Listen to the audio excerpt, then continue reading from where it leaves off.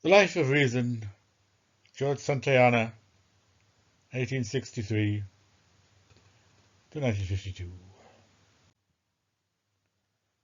Reason in Science. Reason in science brings the life of reason to its logical conclusion. For, as Santayana defines science, it is a consummation of the rational ideal in the light of which the other phases of human life have been interpreted and alongside which they have been judged. Insofar as the standard has been presupposed all along, this final volume is somewhat anticlimactic. What saves it from this lot is the feeling of contemporaneousness that goes with the word science, together with the belief, characteristic of the period in which the work appeared, that mankind has actually entered the scientific era, for which all previous history was but the prelude. Science, says Santayana, is practically a new thing. Only twice in history has it appeared, for 300 years in Greece, and for a comparable time in the modern West. Art and religion have had their day. Nothing more is to be expected from them. They bow before the new techniques of measurement and verification.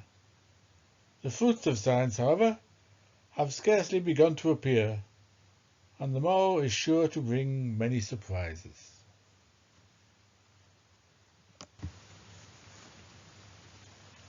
Santayana's purpose, however, was not primarily to trumpet the dawn of a new day. Optimism with respect to the future was never one of his characteristics, but he was concerned to defend tough-minded naturalism against tender-minded idealism and against all kinds of compromise. Perhaps we might say that his trumpet blast is an effort to frighten off the enemies of science who he thought would yet have their way. To this end he stresses the sharp distinction between the realm of nature and the realm of spirit.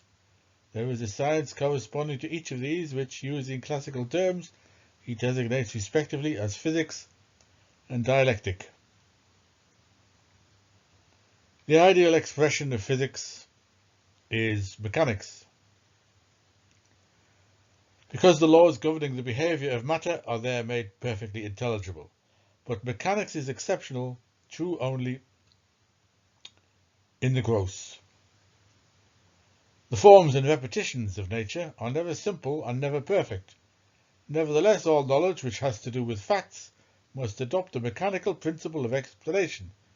This is true, Santayana insists, even in the sciences that treat of man, notably history and psychology. There are no special historical forces, such as idealists I want to suppose historical causation breaks up into miscellaneous natural processes and minute particular causes. Similarly, there are no moral causes, such as biographers and literary psychologists presume.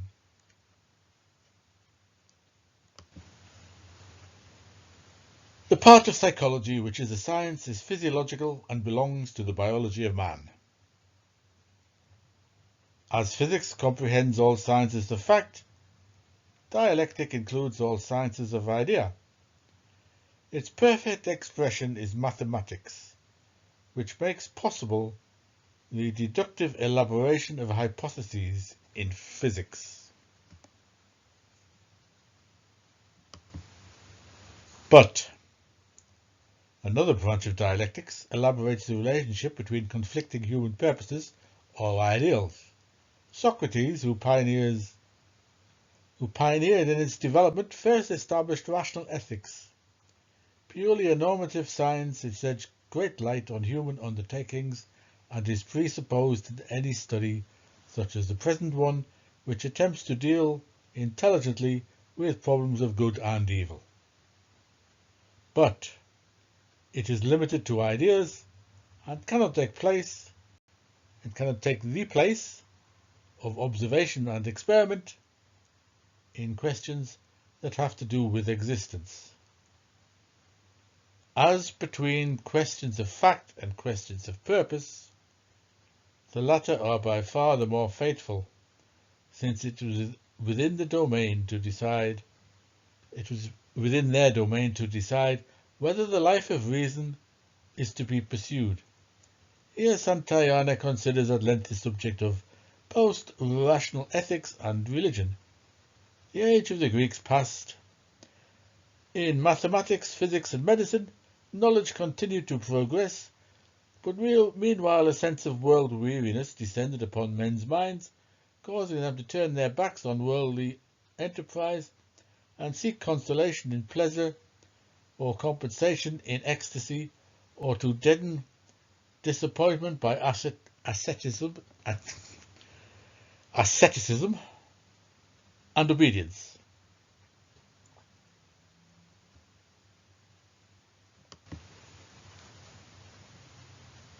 The humanism of Socrates gave place to Stoicism, Epicureanism, and Skepticism, and to a revival of pagan cults, all founded on personal or metaphysical despair. In Christianity, a similar experience of disillusion forced the imagination to take wings and seek its hope beyond the clouds. In Santayana's judgment, these post-rational systems are not to be condemned. They witness to the fact that life is older and more persistent than reason and knows how to fall back on more primitive solutions to its problems when its bolder experiments fail. And even in retreat, they hold on to certain conquests of reason, which they fortify and furnish in rare fashion. So true sages can flourish and true civilization can develop in retrogressive times, and supernaturalism can nourish a rational and humane wisdom. This, however, is not to admit that the post-rational systems are an advance over the rational, even in the solution of man's spiritual enigmas. And when the same despair breeds arbitrary substitutes for physical science, it is time to cry alarm.